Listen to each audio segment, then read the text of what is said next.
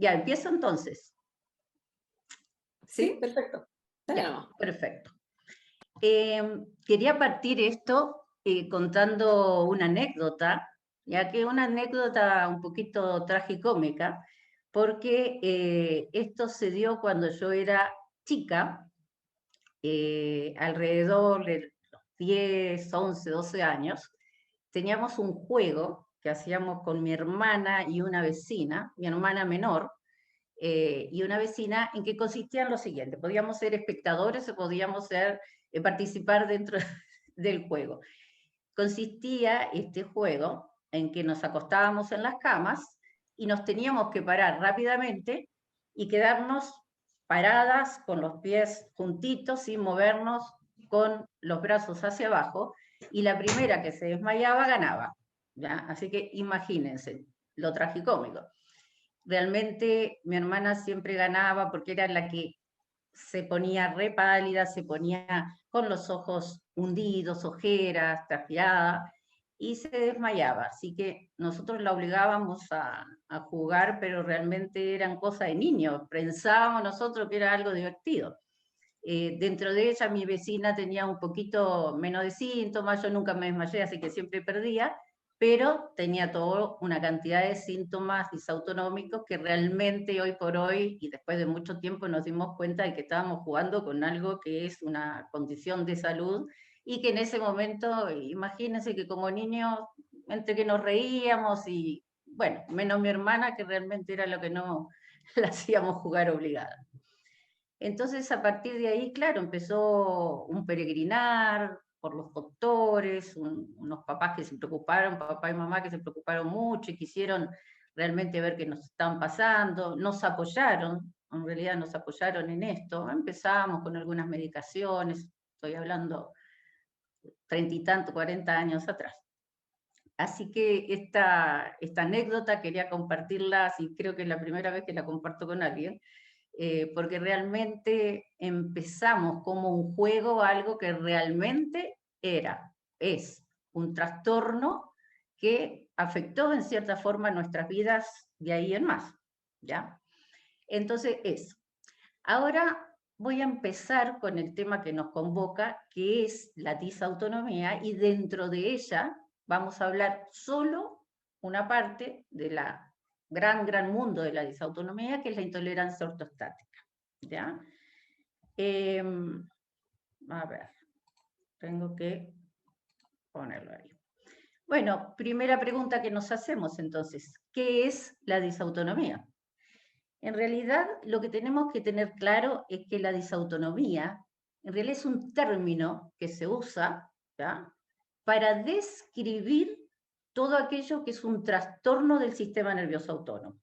O sea, no es que sea una enfermedad, no, hablamos de disautonomía cuando describimos a este trastorno. ¿Mm? A ver, entonces, ¿qué es esto? Uno se pregunta, sí, sistema nervioso autónomo, ¿qué hace, qué no hace? ¿Qué es lo que, en qué actúa? ¿Ya?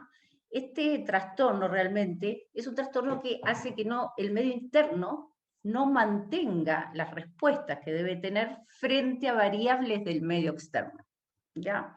Involucra muchos síntomas que ahora los vamos a ver en la próxima diapositiva. Ahora, muy bien, es un problema del sistema nervioso autónomo. Entonces, ¿qué es el sistema nervioso autónomo? A ver, el sistema nervioso en general se divide en dos grandes partes: un sistema nervioso central y un sistema nervioso autónomo. El sistema nervioso autónomo es aquel que controla todas las acciones, pero involuntarias, que tenemos de los órganos y de los tejidos, ¿ya? Eso es muy claro, para todos nosotros tiene que quedar claro: involuntarias. Y este esquema, que lo copié de una página, me pareció dentro de lo más didáctico para ver dónde, en qué órganos y en qué tejidos va a actuar este sistema nervioso autónomo. También hay que decir una cosa: dentro de este sistema tenemos una parte que va a actuar de una forma y la otra parte que va a actuar de otra. Por ejemplo, ahí pueden ver sistema simpático y sistema parasimpático. cuando yo estaba estudiando eso y estábamos en la universidad, me acuerdo, y esto era así como muy complicado, un doctor nos hacía siempre, nos daba un ejemplo de qué pasaba si nosotros estábamos en una situación en que nos corría un león, por ejemplo. ¿Ya? O sea, ¿qué pasa con tu cuerpo cuando te viene siguiendo un león y tú tienes que escapar por tu vida? Ya, y ahí va a actuar el sistema nervioso autónomo y ahí es donde me voy a enfocar un segundo. A ver si ven, del lado de la columna del sistema simpático. El órgano que primero ven ahí, que es la visión, ya que puede estar afectada, o sea, está controlada por el sistema nervioso autónomo. Después, en el segundo lado vienen las glándulas salivares, pulmones, bronquios, corazón. Ahí están todos los órganos. Entonces, ¿qué pasa si venimos huyendo de un león? ¿Ya? Nuestras pupilas se van a dilatar, necesitamos ver más, ¿ya? Nuestras glándulas salivares se van a inhibir porque para correr no necesitamos la saliva. Por ejemplo, los bronquios se van a relajar porque al relajarse permite que entre más aire a nuestros pulmones. Respecto al corazón, que esta es la parte a la que yo me dedico, ¿ya? El corazón se va a acelerar. Necesitamos, si vamos corriendo, necesitamos que el corazón vaya rápido y ahí viene la taquicardia. También se inhibe la actividad digestiva, porque imagínense que el sistema digestivo no se va a poner a hacer la digestión y a gastar energía en eso si tenemos que salir corriendo. También pasa, por ejemplo, con el riñón, la vejiga. Este es un órgano que también está bien involucrado en la parte del sistema nervioso autónomo. La vejiga se va a relajar porque sería ridículo, igual que el recto que se contrae, bueno, la vejiga se relaja porque sería ridículo que vayamos corriendo y tengamos ganas de ir al baño. Y los órganos sexuales lo mismo, pasa lo mismo, o sea, no se produce una erección ni se produce un flujo vaginal cuando nosotros tenemos que estar huyendo. Entonces a este sistema, dentro del sistema nervioso autónomo, se le llama, dentro de nuestra jerga, el sistema de huida. ¿Y por qué englobo esto? Porque realmente nuestro sistema nervioso autónomo va a actuar si predomina el parasimpático haciendo lo contrario a lo que dijimos recién, ¿ya? Y si predomina el simpático, actuando de esta forma. Pero cuando esto no es bien controlado, de repente se va a acelerar el corazón, pero no estamos en huida. Se va a acelerar en un momento que no debería acelerarse. Entonces, ahí vamos viendo cómo se va enlazando esto y cómo nuestros distintos órganos, ¿ya?, van actuando de una forma que, si bien es involuntaria, está totalmente, digamos, no concuerda con lo que tiene que hacer en el momento que tiene que hacer. De repente se pone con taquicardia en un momento que no necesitaba estar con la taquicardia. Ese es un ejemplo. Bueno, una breve reseña de lo que es la clasificación internacional de enfermedades, y esto se los comento porque todo el personal sanitario, todas las personas del mundo que se refieren y que estudian y que hacemos estudios sobre las enfermedades, hay que clasificarlas. Por ejemplo, en la práctica médica, si yo tengo que dar una licencia médica, tengo que poner un código, que en este minuto es el CIE 10, y ese que es el que se está usando, es un código que sirve tanto para la ISAPRE, para FONASA, para todo. Entonces, existe una clasificación, ¿ya? Y ahora se propuso una nueva clasificación que es la CIE 11. La 11 es la 11ª edición de esto, ¿ya? Y es una forma de tener como un lenguaje común en todo el mundo.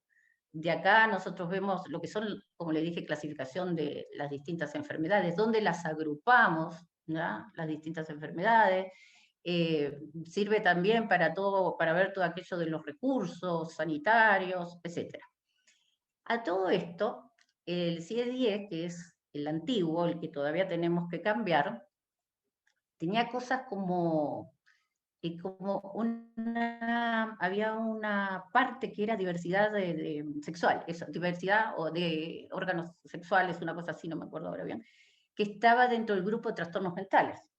Entonces, imaginarán que eso tiene que cambiar. O sea, no es así. Entonces, cosas como esas se están cambiando en este nuevo sistema de clasificación.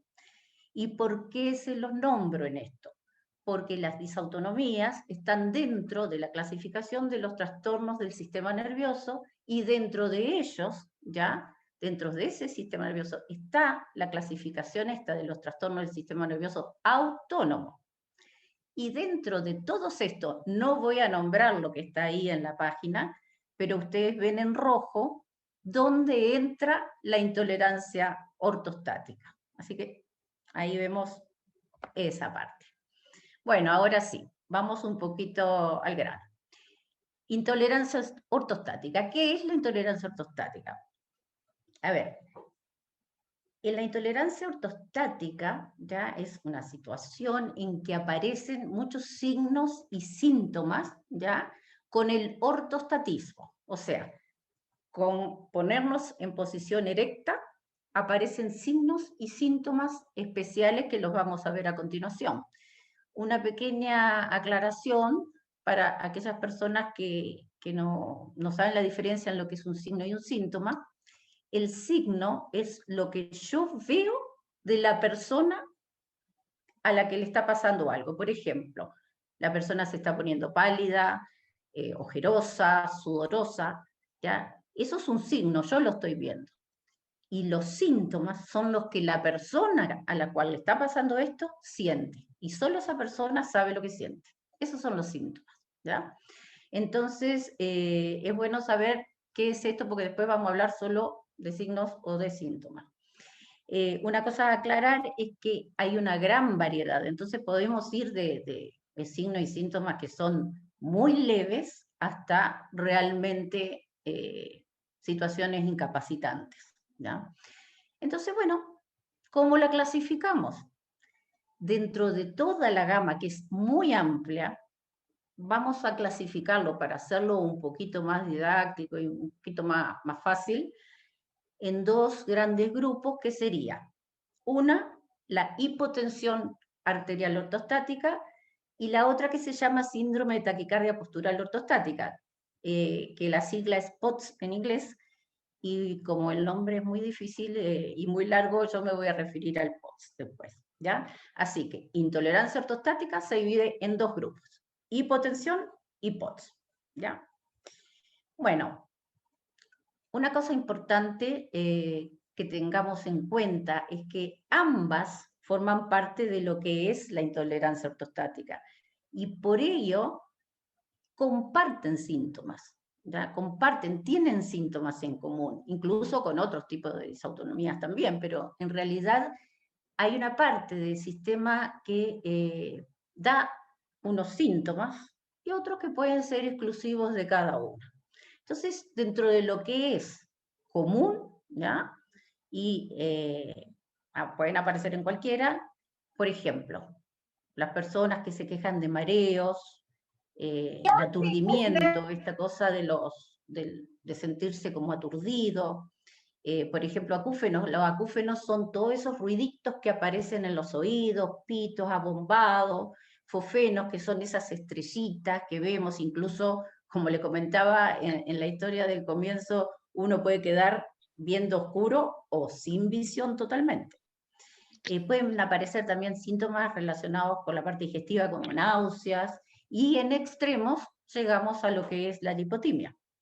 También comparten estos grupos el hecho de que después del episodio pueden quedar con un cansancio que se puede prolongar, y de repente se puede prolongar un día, incluso más, ¿ya?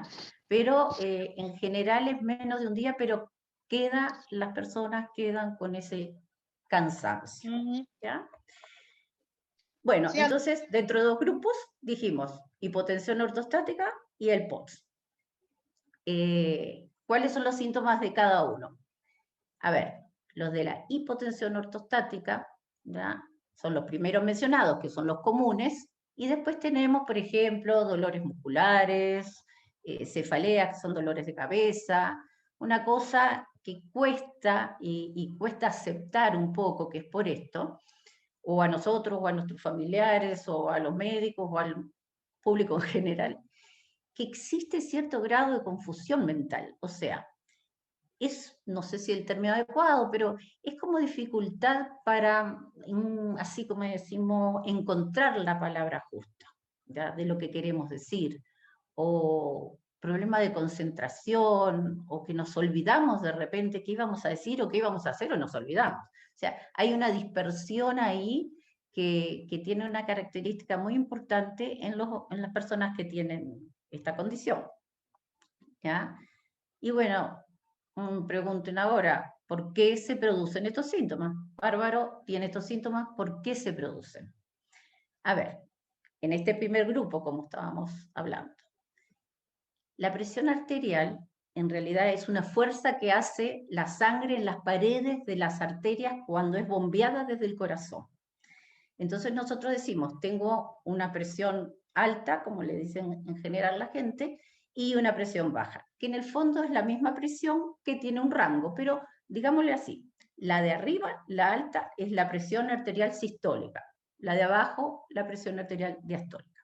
Esta presión, que es esa fuerza que se hace, baja cuando se produce el ortostatismo, más de, por ejemplo, 20 o 25 milímetros de mercurio. O sea, es bastante lo que baja, e incluso puede aparecer no inmediatamente de que te paraste, sino, por ejemplo, un ejemplo, estabas durmiendo, vas al baño, cuando llegas al baño, haces lo que tienes que hacer, y recién ahí te puede venir el bajón de presión. O sea, no es siempre totalmente inmediato, ¿ya? Y esto también se debe a que hay lo que se llama disminución del retorno venoso de la sangre al corazón. Por ejemplo, nosotros tenemos el corazón y al corazón llega toda la sangre por las venas, ¿ya? Que es la sangre que le decíamos sangre sucia, pero es la sangre que llega a través de toda la red venosa, llega al corazón, el corazón la manda al pulmón, se limpia y después vuelve al corazón y así limpita sale a la sangre por las arterias. Entonces, todo lo que viene hacia el corazón, desde arriba abajo, todo esto es el retorno venoso, se llama, ¿ya? Entonces, ¿qué pasa? Si el corazón no recibe suficiente sangre, porque pasó esto, el gasto cardíaco que se llama va a bajar también, y hay un reflejo que existe entre el corazón y el cerebro que también se va a desajustar. Entonces, esto va a producir realmente bastante síntomas. Un detallito es decir que no siempre las personas que tienen la presión baja todo el día son las que sufren de esto. En realidad pueden ser personas normotensas, incluso hay algunas personas que también pueden ser hipertensas. Pero fundamentalmente saber que la hipotensión es cuando baja la presión en el ortostatismo más de 25 o 20 milímetros de mercurio y hasta, por ejemplo, 10 minutos después. Y ahora viene el segundo grupo de la intolerancia ortostática, el POTS. ¿Y cuáles síntomas tiene el POTS? Los que dijimos como comunes, ¿se acuerdan? Mareos, fosfenos, acufenos, todo eso, ¿ya? Y además, la persona nos cuenta como facultativo, o cuenta en general, que siente que el corazón se le sale del cuerpo, o siente que el corazón se sale de la boca, ¿ya? Que se miran al pecho y realmente sienten el pecho como que se mueve, y lo ven otras personas también, ¿ya? Además, en general son personas que tienen intolerancia al ejercicio. O sea, es típico en el colegio, por ejemplo, cuando nos hacen hacer esas pruebas de aeróbica, que hay chicas o chicos que se marean, que no tienen la tolerancia para hacerlo, que creen en realidad que no les gusta el ejercicio, pero es que no pueden hacerlo, y que muchas veces tienen conflicto también con los profes porque en realidad o no les creen, o creen que son flojos y por eso no quieren hacer las pruebas. Pero aunque eso ahora ya, por suerte, está cambiando. También existe esta cosa de la fatiga, las personas con esto, por ejemplo, se pueden poner temblorosas, también hay trastornos de ansiedad, esa sensación de dificultad para respirar, ¿ya? También puede aparecer una sensación de visión borrosa, que incluso la visión borrosa puede durar un rato más desde el episodio, ¿ya? Y bueno, nos volvemos a hacer otra vez la misma pregunta. que nos hicimos para la hipotensión ortostática. ¿Por qué se produce esto? ¿Qué es lo que nos da esta sensación? Efectivamente, la frecuencia cardíaca, o sea, el pulso, aumenta, y aumenta de forma exagerada, ¿ya? Porque una persona que no tiene esta condición, claro, se para bruscamente y puede aumentar un poquito la cantidad de latidos. Tiene 60 basal y puede aumentar a 70, 75, incluso podría llegar a 80. Pero una persona con POTS de 60 pasa a 90 como nada. 90, incluso 100. O sea, es bastante dramático el cambio, ¿ya? Bueno, veamos entonces en qué situaciones son las que exageran estos síntomas de la intolerancia ortostática. Ambos. Esto yo sé que muchas de las personas del auditorio, ya las que están diagnosticadas lo saben, se ve que te conocen, pero hay personas o recién diagnosticadas o que todavía no saben bien y no relacionan estas situaciones, o los papás no la relacionan, pero después que tú lo vas analizando o alguien te lo empieza a contar, vas haciendo ahí el clic de que esto se relacionaba una cosa con la otra. Bueno, ya dijimos, pararnos rápidamente nos puede causar cualquiera de las dos, hipotensión o POTS. Al hacer filas largas, sobre todo, bueno, filas largas, al sol, lugares cerrados. El otro día vi en la televisión que estaban muchos jóvenes haciendo fila para vacunarse. Y en eso van filmando los periodistas y veo una chica que se había llevado un banquito, o sea, un pisito, como se dice aquí, y ella se iba sentando y avanzaba la fila y se sentaba. Y ahí dije, ahí hay una de nuestro grupo. Así que fue muy interesante verlo. Ya, por ejemplo, duchas largas.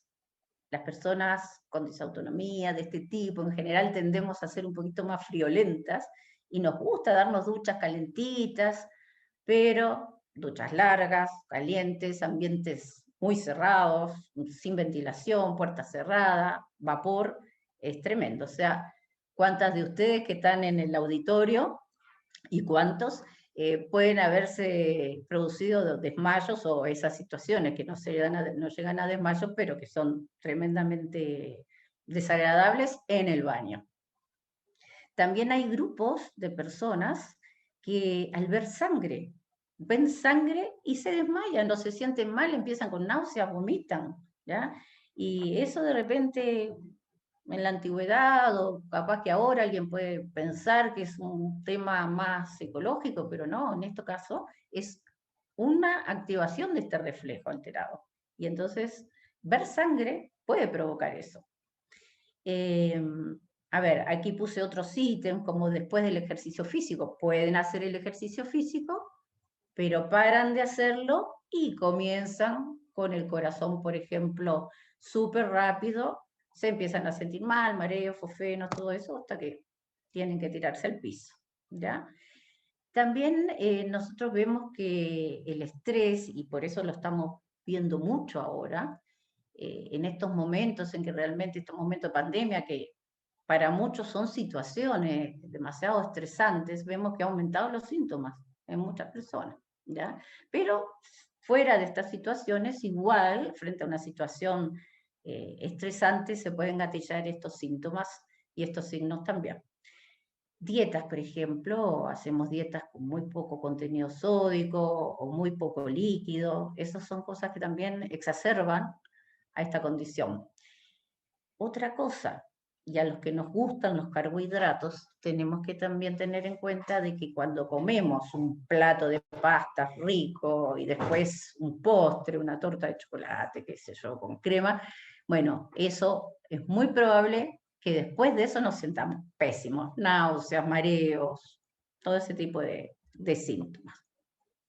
Esto que le puse aquí venía en un ranking de las películas en el mundo que habían provocado más desmayos y más personas que requirieron tratamiento, o sea, atención de urgencia en los grandes cines, ¿ya? Son películas que, bueno, estas son como un poquito más reciente, La Pasión de Cristo, Sol, Infierno Verde, capaz que la han visto más de ustedes, son como muy sangrientas, muy escabrosas, y se vio que provocaban muchos desmayos en la audiencia. Y estas, ya aquí, sobre todo acá, se van a reír mucho de ustedes porque no eran nacidos ni nacidas, El Exorcista. En aquella época, cuando yo vi El Exorcista, no se imaginan lo que era, o sea, no querías ni mirar la pantalla porque te sentías mal. Ahora capaz que uno se ríe con esto, pero de verdad que provocó en muchas personas, provocó estas sensaciones gatillantes, tanto como de disautonomía, digamos, y además porque también se paraban corriendo y se iban el susto, la taquicardia. Ya, son anécdotas, ¿ya? Ahora, muchas me pueden preguntar, muchas personas, ¿por qué algunas personas la tienen y otras no? ¿Qué es lo que pasa? ¿Por qué yo tengo y tú no tienes? ¿Mm? No sé qué toqué. A ver, cualquier persona, Escuchando, pero. cualquier persona, Ah, por ejemplo, sometida a determinadas condiciones extremas, por ejemplo, podrían tener eso. Si una persona se jacta, a mí no me pasa nada, llévalo a la altura, ya sé. Acá hay una zona en Chile que es muy típica, se llama algo así como la meseta de los 6000 que queda en Atacama. Y yo siempre me imagino a las personas que dicen que no les pasa nada en ningún lugar, si yo los pusiera allá 6000 metros de altura, o pongo en un sauna dentro de ahí a ver si no se desmayan. Claro que se pueden desmayar y pueden sentir todo este tipo de síntomas, ¿ya?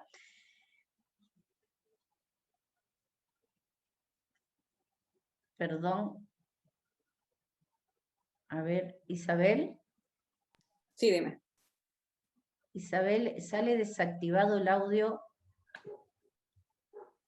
Está todo bien, dale nomás. ¿Sí? Ya. Sí. Es que decía un cartelito ahí, decía desactivado el audio para, no sé qué, para expositor, no, entonces no. Está todo bien. Perdón, en audiencia. Ya, entonces, como les decía, cualquier persona puede tener, ya frente a determinadas condiciones extremas, pueden tener estos síntomas, ¿ya? Pero además, ¿por qué puedo tener? Hay algunos factores genéticos que se están estudiando, hay algunas dietas, sobre todo estas dietas que tienen poco líquido, poca sal, ¿ya? Algunas condiciones psicológicas, pocas, pero pueden existir. Hay algunos tratamientos médicos. Nosotros de repente estamos prescribiendo una droga para determinada patología y sucede mucho en cardiología. Por ejemplo, nosotros para los hipertensos indicamos diuréticos porque están dentro de las guías como una droga súper efectiva, pero puede provocar hipotensión ortostática, por ejemplo. De hecho, hay clasificaciones de diuréticos que te dicen, ya, este tipo de diurético provoca prácticamente nada de hipotensión ortostática. Eso como un ejemplo, ¿ya? Las infecciones virales. Las infecciones virales, incluso esto me da un poquito para hablar ahora de lo que está pasando con el COVID, con el COVID-19, con el virus SARS-CoV-2. Estas infecciones virales, ¿ya?, pueden hacer que estas condiciones aparezcan como una condición nueva, o que personas, ¿ya?, que ya tienen esta condición se empeoren los síntomas de esta condición. No que tengan complicaciones por el COVID, sino que todos los síntomas que hacen que uno sabe que se diagnosticó la disautonomía, la intolerancia ortostática, y sobre todo el POTS, se ven pero tremendamente aumentados después de la infección del SARS-CoV-2. No es nuevo del COVID esto, ¿ya? No es nuevo, también se vio con el SARS-CoV-1, el MERS, hay un montón de cuadros virales que pueden provocar esta condición o agravar los síntomas, pero con este virus de ahora se está viendo de una forma, pero ha crecido exponencial la aparición de los síntomas, ¿ya? Por eso nosotros, con la comunidad de las personas con disautonomía, le pedimos por favor que se protejan, o bueno, que se vacunen, porque de contraer este virus, si antes estaban bien, pueden caer mal, y esto tengo pacientes especialmente, 2, 3, 4 meses en que su condición empeora. Así que, bueno, otro punto que dice ahí, eventos inflamatorios, y esto también puede ser relacionado a los cuadros virales, porque el cuadro viral del SARS-CoV-2 produce una condición inflamatoria generalizada, entonces se juntan todas las cosas. Ya, esto voy a tocarlo, pero apenas, ni me voy a referir, solamente decir, porque hay muchísimas más personas que tienen algún tipo de alteración genética, pero en realidad en la práctica clínica lo más que he visto yo es el Ehlers-Danlos y algunas personas con Chiari, pero existen muchísimas otras, y que por respeto a todas me voy a olvidar de algunas, entonces no quiero nombrarlas, y tampoco domino este tema, pero saber que existen alteraciones genéticas que comparten estos síntomas. Ya, entonces, ¿cómo se diagnostica? Pues, bueno, muy bien, tengo estos síntomas, son por esto, son por el otro, pero ¿qué hacemos? ¿Cómo me diagnostica el doctor? En realidad hay un punto que es sabido por muchas de nosotras y muchos de nosotros, que peregrinamos mucho de médico en médico.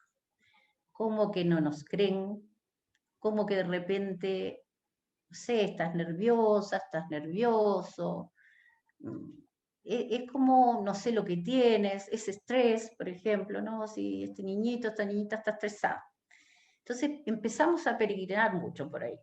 Pero por ahí encontramos a alguien adecuado en que nos empieza a escuchar. Nosotros, como del lado médico, tenemos que partir por la sospecha clínica. ¿Y qué es lo que hace uno? Primero que nada, mira cuando entra la persona que entra a consultarnos. Se mira. Al mirarlo, tú estás viendo la piel, si es fina, si es blanca, si es pálida. Tú estás viendo si tiene ojeras, ojos hundidos, las orejitas, el pelo, cómo camina, ¿ya? Cómo camina, cómo habla, si se distrae al hablar, si se va por las ramas, que son cosas que habíamos hablado, ¿se acuerdan hace un ratito? De esta dispersión, de un poquito de confusión. Después en el interrogatorio empezamos a dirigir un poquito, de repente no es por maleducadas de cortarlos, pero empezamos a dirigir, a ver, y empezamos a preguntar, sobre todo para la persona que no viene con el diagnóstico ya prácticamente hecho. Entonces empezamos a preguntar, ¿y te mareas en el metro? ¿Te mareas si estás mucho rato parada? ¿Te da taquicardia? Y ahí ya nosotros tenemos lo que se llama sospecha. Ahora, si yo digo, también le hacemos exámenes, obviamente examen físico de la persona, algunas maniobras, tomarle la presión acostada, tomar la presión sentada, parada, a ver si tiene soplos, ese tipo de cosas, ¿ya? Pero de todas maneras, ¿ya?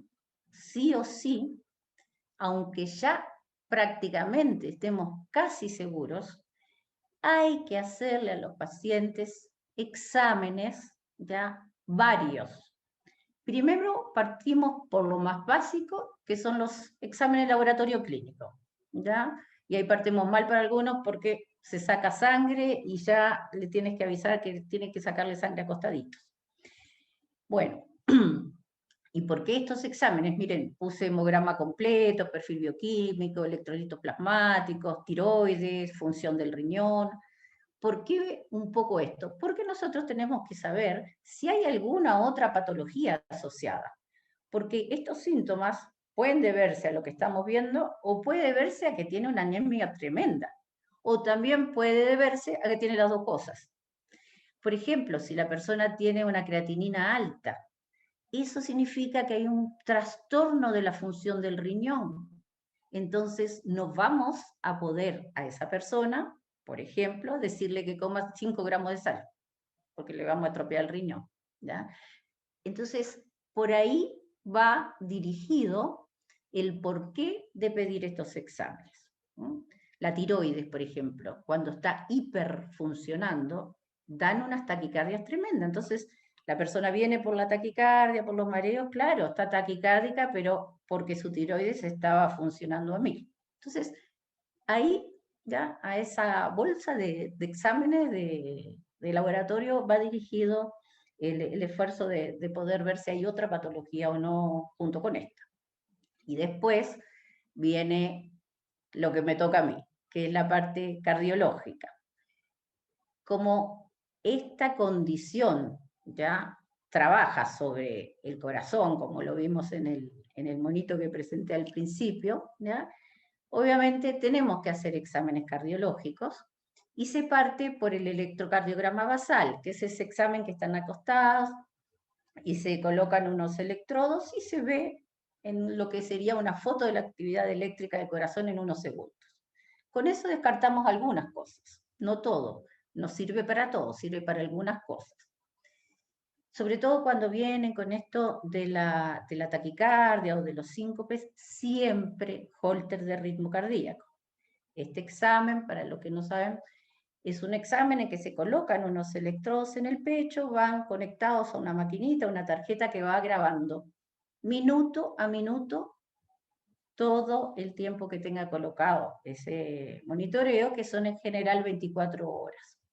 Y ahí se va registrando todo. Entonces, como la persona tiene que hacer su vida normal, se va registrando a ver si en su día habitual, bueno, puede pasar algo como las taquicardias, como las bradicardias, que es cuando está al revés, cuando está más lento. Si aparecen otro tipo de arritmias, en fin, da muchos tipos de, para poder evaluar nosotros todo esto.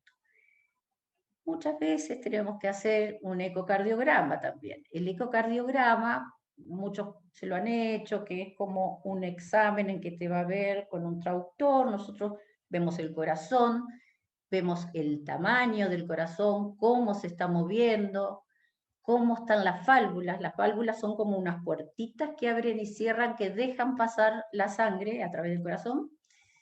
Y en muchos casos de personas que tienen estas condiciones, tienen alguna de las válvulas, sobre todo la mitral, la pueden tener alterada, ¿ya? Pero también descartamos que esto tenga base en otra patología y que no sea lo que nosotros pensamos que podía ser. Y además, también tenemos que hacer este tipo de examen, porque ya van a ver que después vamos a ir a otro examen, que es el más temido por muchos de nosotros, que es el TIL test. Tenemos que estar seguros de que no tiene una estenosis aórtica, de que hay algunas patologías que se descartan para poder hacer recién el otro examen. De hecho, el test de esfuerzo lo podemos hacer en algunas personas. El test de esfuerzo es caminar rápido sobre una cinta, y esa cinta tiene un protocolo que en general, bueno, depende un poquito del tipo paciente, el tipo lugar, pero cada 3 minutos va cambiando la velocidad y la pendiente. Sometemos al corazón a un esfuerzo.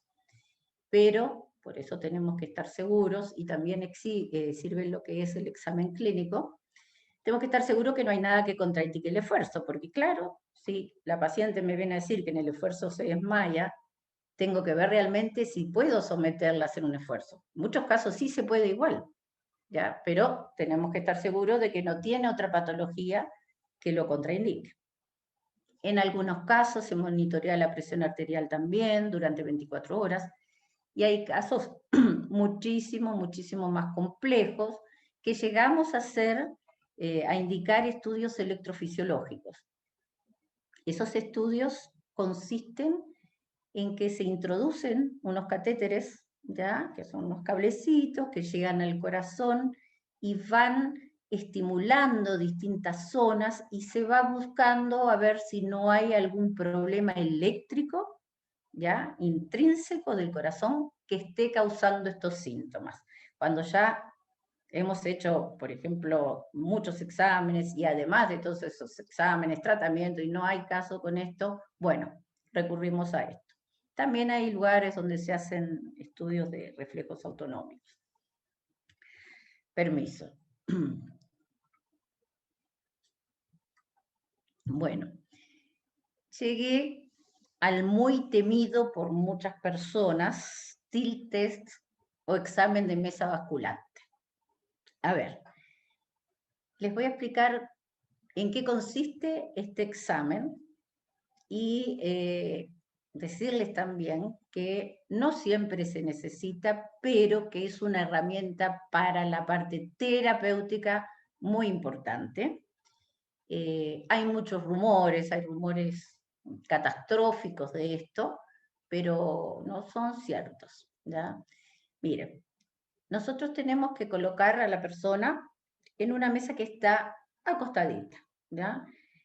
Hay ciertas características que tenemos que otorgar, que son, por ejemplo, un ambiente tranquilito, sin ruido, las personas que están con los facultativos, que están con la persona que se va a hacer el examen, no tienen que estar hablando entre ellos, comentando cosas, no, todo tranquilo, ya, temperatura confortable, luz tenue, todo eso. Entonces, la persona va conectada a un monitor, se le va tomando la presión continuamente, se le va midiendo la frecuencia cardíaca y se va observando la piel, se le va preguntando cómo se siente. Eso durante una cantidad de tiempo que van a estar recostados, que depende del protocolo de cada centro médico. En realidad hay algunas tendencias mundiales, pero también hay variaciones locales, ¿ya? Algunos lo hacen por 15 minutos, otros por más, eso varía.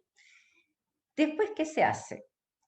Se hace que a este paciente, que me olvidé decirles, está un poquito amarrado con unas winchas, ¿ya?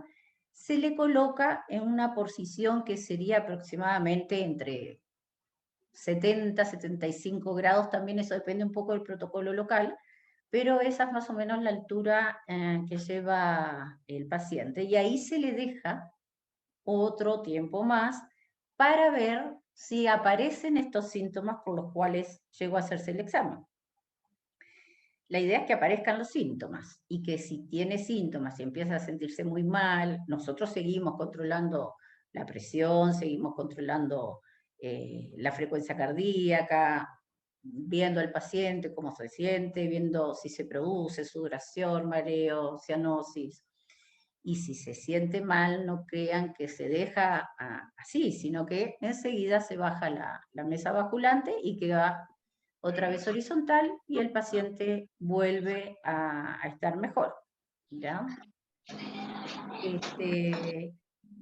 Bueno, les comenté ya la primera fase, cómo está. Después, si no aparecen estos síntomas, pasamos a una tercera fase en que se le colocan unos medicamentos, ¿ya? Estos medicamentos que también dependen de los protocolos diferentes que tienen los centros médicos, en realidad aceleran un poco la aparición de los síntomas, ¿ya? Estos pueden hacer que te sientas más mal.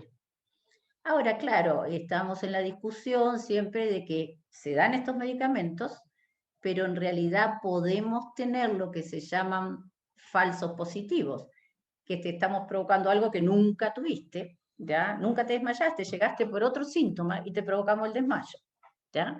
O también lo contrario, hay personas que no, o sea, tienen una cantidad de síntomas, pero no pasa nada, ni en la presión, ni en la frecuencia cardíaca. Entonces, como todo en la medicina, no es exacto, tiene su rango de validez, pero realmente es un examen que es muy bueno para poder hacer algunos tratamientos especiales. Ahora, no todos, ¿ya? No todos los pacientes necesitan este tipo de tratamiento, no todos los pacientes se los pueden hacer, esa es una realidad nuestra. Gracias a muchas personas esto pudo ser codificado, pero es un examen en realidad caro. Ya vemos lo que venimos gastando desde el inicio, todos los médicos que se vieron, los exámenes clínicos, los exámenes ecocardiográficos, los Holter, o sea, ahí venimos con una suma tremenda de costos. Y claro, tenemos que terminar en este examen que es muy costoso, entonces muchas veces nos vemos enfrentados, doctora, no me lo puedo hacer. ¿Hay alguna alternativa de que no me lo haga? Bueno, sí, sí hay alternativa de que de repente uno no se lo haga, o a veces se puede omitir también. Esto todo tan individual, que nosotros podemos en algunos casos omitirlo, ¿ya? Permiso. Miren, en realidad la idea de colocar un video aquí es evidenciar, ¿ya?, cómo se toma estos síntomas y estos signos, cómo se toman en la población en general. Como yo les conté al inicio, nosotros nos reíamos de mi hermana que se desmayaba, o otros se ríen cuando se cae la persona, pero lo que yo quiero con esto es evidenciar que esto existe, que esto está ahí, ¿ya?, que esto está filmado, sobre todo para las personas, ¿ya?, que tienen que estar alrededor nuestro, que nos tienen que dar el apoyo, para nosotros mismos como pacientes. O sea, esto existe y esto puede llegar a lo que vamos a ver ahora. No lo hago de una forma irrespetuosa porque yo también pertenezco a la comunidad de disautonómica, soy disautonómica y bueno, y aprendí a convivir con eso. Como vieron también, una disautonomía bastante familiar. Entonces, esto va dirigido a reforzar que esto pasa, ¿ya? Tú, Isabel, ¿puedes ponerme el video? Sí, necesito que dejes de compartir pantalla, me parece, para que yo pueda. ¿Por Entonces, qué yo no sé hacer estas cosas? abajo debería salir, ahí está, perfecto. Ya, entonces nuevamente recordar Mira, veo a gente conocida, hola. recordar entonces que en el fondo lo que se quiere acá no es causar como un tema de burla, porque claramente todos nosotros, o la gran mayoría, ha tenido algún tipo de síncope de desmayo, sino más que nada para que sea un tipo de awareness, de concientización de que esto realmente ocurra, ¿ya? No para otro tipo de, no tenemos otro tipo de objetivo más que eso, más que mostrar, ¿ya?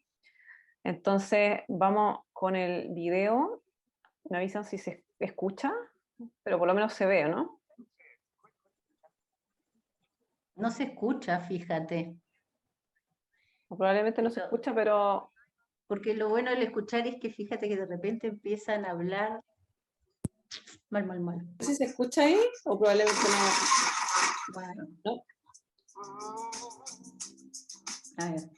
¿Ha funcionado correctamente? ¿Qué rectificaciones se les podría hacer? Bueno, actualmente no tengo cómo compartir audio, Perdón, ¿me puede repetir la pero pregunta? por lo menos están Sé viendo que hace alguna acá que rectificación a su juicio en un justicia noticiero, laboral, básicamente, habiendo ya probada, digamos, en 10 regiones que ya...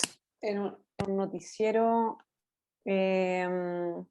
ocurre esto, en exposiciones, exposiciones importantes. Lamento que no se pueda compartir el audio, pero en el fondo para que vean que esto es en vivo, en exposiciones que son relevantes, les da a personas, tanto hombres como mujeres en este caso, y que generalmente ocurre empiezan con debilitamiento, algo ocurre a nivel de Dice que se está concentración. escuchando, ¿no? ¿Sí? Ah, perfecto, ya.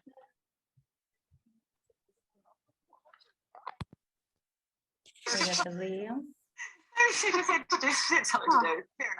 Christmas in the Park. Take it away.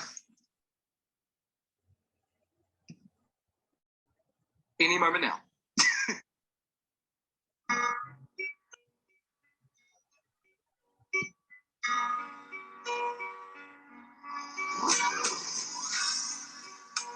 Transmissão do canal TFC.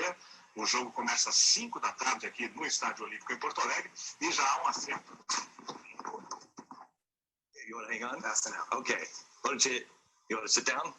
Go on. Okay. All right. Oh. You okay? Okay. Somebody help him, please. Somebody help. 민감한 모습을 나타내면서 Ya, yo creo que lo vamos a dejar hasta ahí nomás, also okay, wollen Sie gleich ans Experten porque esto de todas formas, a mi parecer, puede generar algún tema en las personas que observan, así que, pero en el fondo, yo creo que queda un poco claro que esto ocurre, por mientras puedes empezar a compartir nuevamente, Leonardo. Dime cómo, ya. ¿Sí? Bueno, en el fondo más que nada, Ahí. A claro, ver.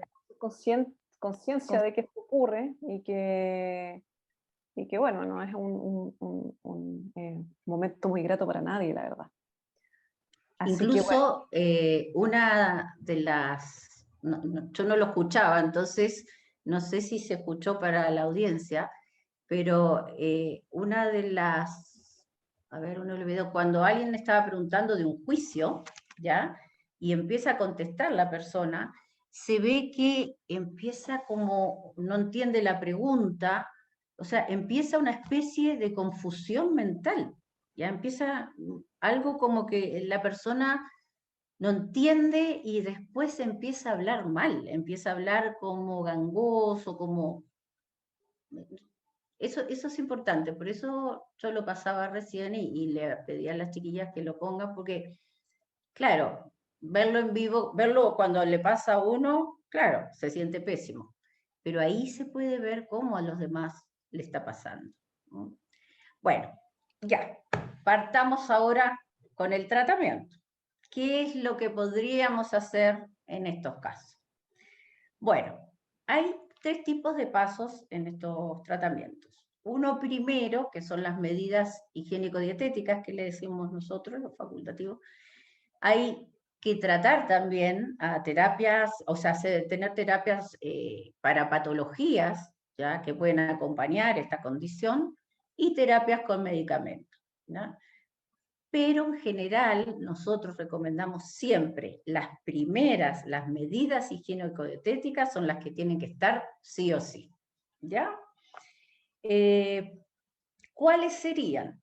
A ver, todo lo que dijimos hace un ratito que podría agravar esta situación son las que uno debería evitar. Por ejemplo, estar sentado o estar de pie por tiempos prolongados. Ahora con el teletrabajo o el estudio por internet todo el día, estamos muchos sentados en escritorios, incluso con sillas inadecuadas, con sillas altas o que no son adecuadas para que exista un buen retorno venoso. Debemos evitarlo. ¿Ya? Como, bueno, tenemos que pararnos a cada rato, salir, caminar, etcétera. Evitar los ambientes que sean muy calurosos, cerrados, mucha gente, algunos tipos de conciertos en lugares cerrados. Hay cosas que no las podemos evitar, como ir en el metro en una hora peak si tenemos que viajar, pero deberíamos hacer algo o por lo menos saber que esas cosas nos van a gatillar y que tendríamos que evitarlas. Hablamos de las duchas hace un ratito, de las duchas calientes, también los saunas, los jacuzzi muy caliente.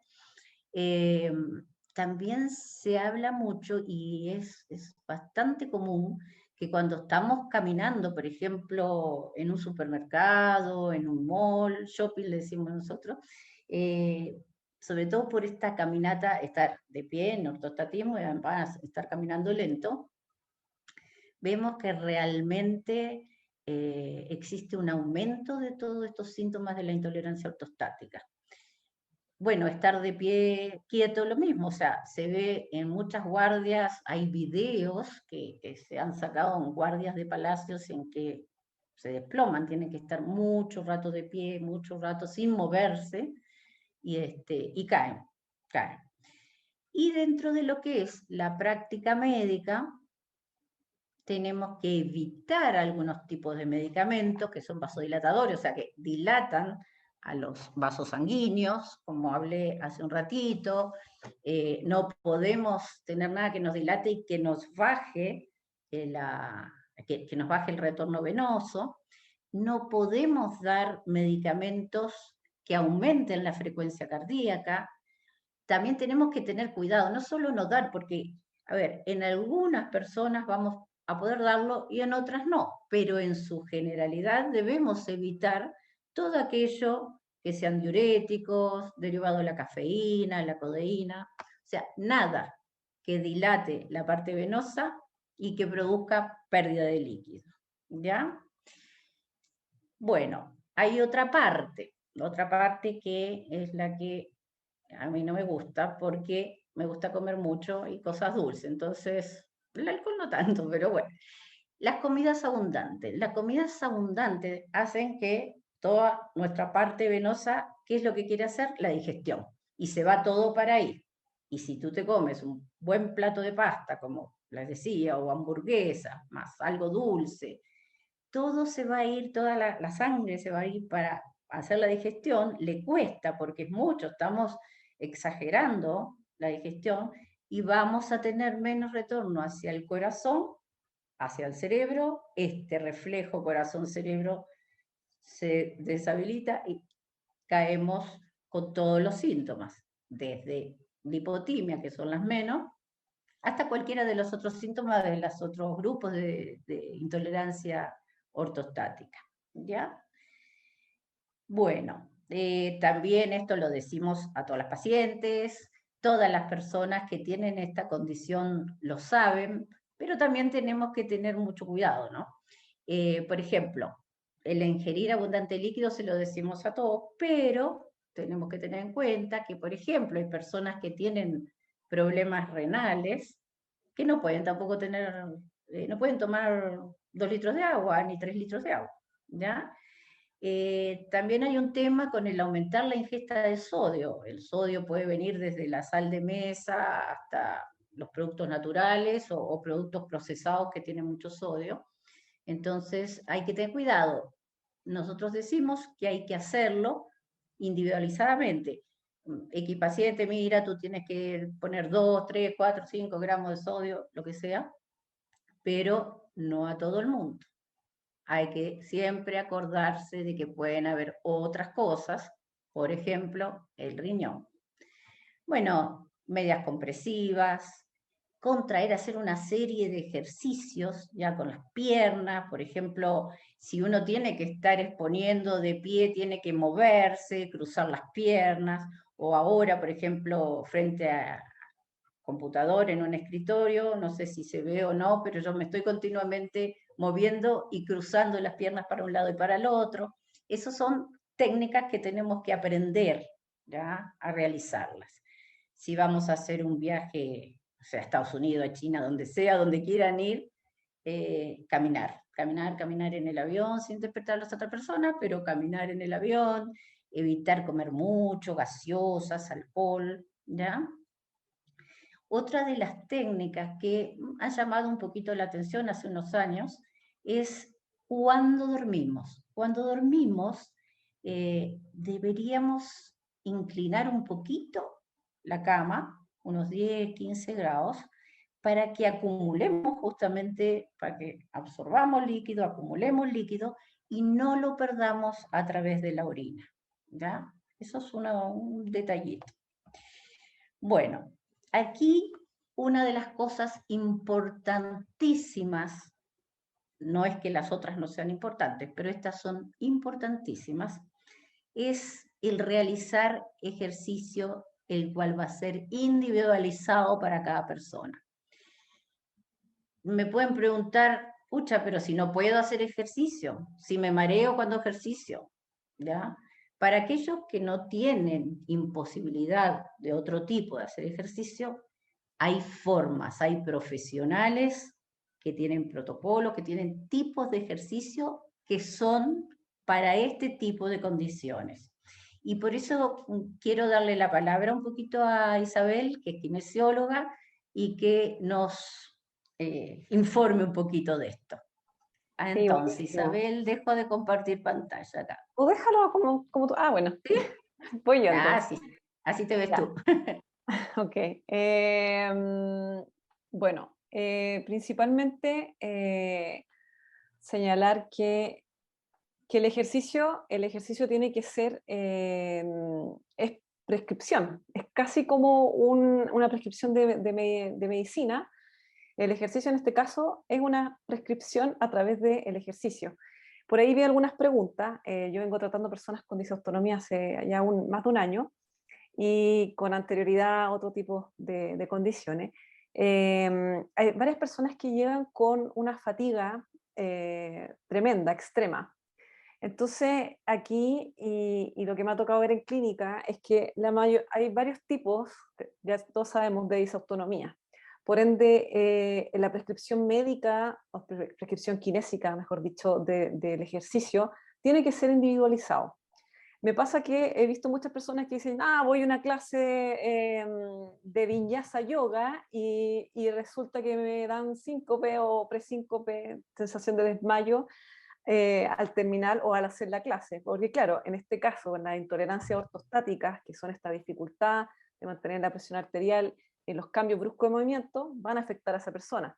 Entonces, no todas las actividades, el ejercicio, va a ser indicado para estas condiciones.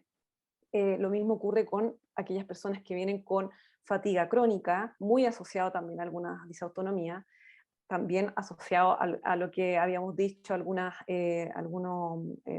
patologías, enfermedades crónicas, congénitas, como el Ehlers-Danlos o la hipermovilidad. No es llegar y hacer cualquier ejercicio. Me ha pasado también que he visto muchas personas que han hecho CrossFit, por ejemplo, tienen hipermovilidad o hiperlaxitud, como se llamaba antes, o algún trastorno del colágeno, y ¡pum!, se lesionan y quedan con una lesión por mucho tiempo. Entonces, acá el ejercicio tiene que ser prescrito por un profesional de salud, en este caso, kinesiología. Una de las ramas que tiene la kinesiología para abordarlo es a través de la rehabilitación cardiológica. Y esto tiene, tal cual lo que he dicho, una prescripción precisa. Para POTS, principalmente, está asociado también con un fortalecimiento de algunas de las extremidades inferiores, porque hay estudios que en el fondo que han validado que de hecho la circunferencia de los gemelos, por decirlo en forma coloquial, de la pierna en el fondo en personas con POTS es menor. Solamente lo que es masa muscular y, o sea, para que tengan claro, la bomba muscular ya va a ser menor. Y además otras cosas que vienen asociadas a nivel fisiológico en personas con POTS, con este tipo de intolerancia ortostática. ¿Ya? Aclarar que POTS es un tipo de intolerancia ortostática. Entonces, por eso es tan importante que esto sea con una prescripción de ejercicio. Por acá, otra pregunta, aprovechando de contestarla, había una persona que señalaba que le gatillaba también como alergia, creo. Tener claro que la disautonomía, este problema o trastorno en el sistema nervioso autónomo, el sistema nervioso autónomo inerva la musculatura lisa de los órganos, ¿ya? Tenemos muchos órganos en el cuerpo, además del corazón, tenemos la parte del pulmonar, ¿cierto? Entonces también es muy probable que si es que estamos haciendo ejercicio, esto no está bien regulado, no estás haciendo ejercicio a una frecuencia cardíaca adecuada o el tiempo adecuado para ti, puede gatillar un broncoespasmo, algo a nivel más pulmonar, y puede gatillar más dificultad respiratoria o, como bien dice la doctora Villalba, en el fondo, sintomatología POTS después del ejercicio, una frecuencia cardíaca o unas palpitaciones, taquicardia después del ejercicio. Y generalmente también me ha tocado ver en la clínica que pacientes dicen, ya, le estoy dando como loco a la bicicleta, y después del ejercicio me viene toda la descompensación o me viene la taquicardia, es porque en el fondo no está realizando el ejercicio adecuado, y esto es muy importante que lo sepan porque esto es parte del tipo de rehabilitación cardiovascular, cardiorrespiratoria y también, ¿por qué no decirlo?, también del sistema nervioso, ¿cierto? O sea, neurológica, al menos la forma en que lo trato yo, lo trato como un todo, porque es multisistémico. Si bien lo que estamos hablando hoy día tiene connotación en lo que es intolerancia ortostática ligado más que nada a la parte cardiovascular, recordemos que esto es un trastorno del sistema nervioso autónomo, por ende tiene también implicancia en la parte neurológica del cuerpo. Eso creo que podría decir yo. Creo que no me falta responder alguna otra duda, porque habían dudas con respecto a si hacer o no ejercicio. sí, es una... Bueno, también dejar claro que en nosotros es muy fácil tener un desacondicionamiento físico. En el caso, por ejemplo, de que cualquiera, yo también tengo esa autonomía, cualquiera de nosotros llega a caer en cama por alguna gripe, etcétera, nosotros nos vamos a desacondicionar mucho más rápido que una persona normal, entre comillas. Entonces también es importante que sea una prescripción de ejercicio, en el fondo, con un profesional de salud, en este caso con un kinesiólogo, y también asociarlo dependiendo de la otra sintomatología que tengan. Recordar que también muchas de las disautonomías están asociadas a la parte digestiva. Entonces acá hay que tratarlo multisistémico. Si usted tiene más complejo la parte cardiopulmonar y digestiva, hay que tratarse con un especialista, un nutriólogo, nutricionista que sepa del tema, o en este caso kinesiólogo, y también asociarlo con el profesional de salud médico, ¿cierto? Ya sea un cardiólogo de base y un neurólogo, que sería el combo ideal, básicamente, ¿ya? Recordando de nuevo que es un trastorno neurológico. Eso creo que sería bueno, ciclismo. Alicia pregunta, aprovechando de contestar un poquito las preguntas más de ejercicio. ¿Se puede hacer ejercicio? Sí, ciclismo sí, pero de nuevo, ¿cuánto? ¿Cuánto puedo hacer ejercicio? ¿Cuánto puedo estresar en cierta forma el cuerpo? Eso tiene que ser, se tiene que evaluar por un profesional de salud. Si no, lo que pasa, lo que he visto la mayoría, que le da, y esto como sube, baja. Y puede bajar con descompensaciones tal así como estoy toda la semana así dándole ejercicio, trabajo, y el fin de semana me desplomo en la cama, no tengo ganas de levantarme, no tengo ganas de nada, mi familia me pregunta qué me pasa, estoy enferma, y es como, no, es que no puedo más. Entonces, esa es la importancia, chicos y chicas y personas que están presentes, que tiene que ser, claramente si es severo, porque hay otro tipo de disautonomía que pueden hacer una vida normal con las medidas que ya dijo Leonor, pero en caso de que esto no esté regulado, vaya al profesional que le aconseje. Listo, eso sería mi cháchara, perdón porque soy buena para hablar. Puedes volver a compartir si quieres. Ya. Ya. Entonces.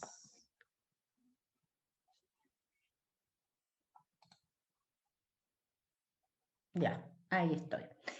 Bueno, sigamos con otro tipo de tratamiento que es más bien tratar las enfermedades coadyuvantes. O sea, si además de esta condición tenemos alergia, bueno, tratemos las alergias, existen muchos trastornos de ansiedad que se relacionan con esto, tratemos los trastornos de ansiedad, ¿ya? Si hay depresión, que la hay, no porque la depresión lleve a esto o al otro, sino que a veces son cosas paralelas o a veces, por ejemplo, una calidad de vida que realmente es inadecuada, no es una calidad de vida sostenible, te lleva también a una depresión. Entonces ahí tú vas a necesitar un tratamiento y un grupo de psicólogos que estén tratando esa parte. También la parte gástrica, por ejemplo, hay intolerancia a la lactosa, se habla de algunos tipos de enfermedades gástricas que también pueden llevar a estos síntomas. Muy típico también que nosotras las mujeres durante el periodo menstrual o un poco antes, cuando estamos sufriendo muchos dolores porque hay mucha congestión pélvica, afloran todos los síntomas, todos. Después pueden disminuir, pero en ese momento afloran la mayor parte de los síntomas que podemos tener, aparecen. Por ejemplo, también es importante lo siguiente, que hay que considerar, ya lo dije, pero igual que esto es totalmente individualizado, como dijo Isabel también, así como el ejercicio tiene que ser individualizado, todo esto tiene que ser persona a persona, ¿ya? No podemos tener, un tratamiento estándar. Si bien hay tratamiento común, que son las medidas comunes que hablé al principio, ¿ya? Si bien hay estas medidas comunes, también hay personas con una respuesta de hipotensión o una respuesta de POTS que no les vamos a dar los mismos tipos de medicamentos, o también con otras patologías coadyuvantes, como dije recién, no podemos darle cualquier tipo de medicamento. Ahora, sí, muchas de ustedes y muchos de ustedes me dirán, pero no hay tantos medicamentos, y es cierto, ¿ya? Desgraciadamente son pocos los medicamentos que existen para esto, son caros y son medicamentos que no siempre se encuentran en plaza. Hay lugares específicos donde se importan, ¿ya? Y están, los datos los tienen las chicas de Disautonomía, pero son medicamentos que son pocos. No voy a nombrar y no quiero dar ni nombres comerciales ni ningún otro tipo de nombres, pero tenemos que tener en cuenta que estas clases de medicamentos, tanto aquellos que provocan vasoconstricción o los que provocan aumento de volumen, aumento de líquido, se pueden dar juntos también, ¿ya? Según la necesidad de los pacientes. Se pueden dar uno más las medidas generales, se puede dar el otro más medidas generales, ¿ya? Y con eso, en general, tomando todos estos 3 pasos del tratamiento, la mayor parte de las personas logran una vida normal, ¿ya? Siempre va a haber, y esto es importante también tenerlo en cuenta, siempre va a haber idas y venidas, porque esta condición tiene sus altibajos, ¿ya? Depende un poco de la condición externa, como dije, de repente estamos frente a situaciones de estrés, y bueno, por más que tengamos todos los medicamentos encima y tengamos todo el líquido, la sal o lo que sea, nos va a influir, pero en general se puede. Hay casos en que lamentablemente no se logra, y hay casos que se logran con poquito, ¿ya? Pero una de los conceptos que tiene que quedar claro aquí, que es individualizado, y así como el ejercicio que explicó Isabel, y por lo que vi en las preguntas, cada cosa individualizada, ¿ya? Y el otro concepto, no automedicarse, tenemos que tener mucho cuidado. Mi amiga toma tal cosa y tiene lo mismo que yo, voy a tomarlo.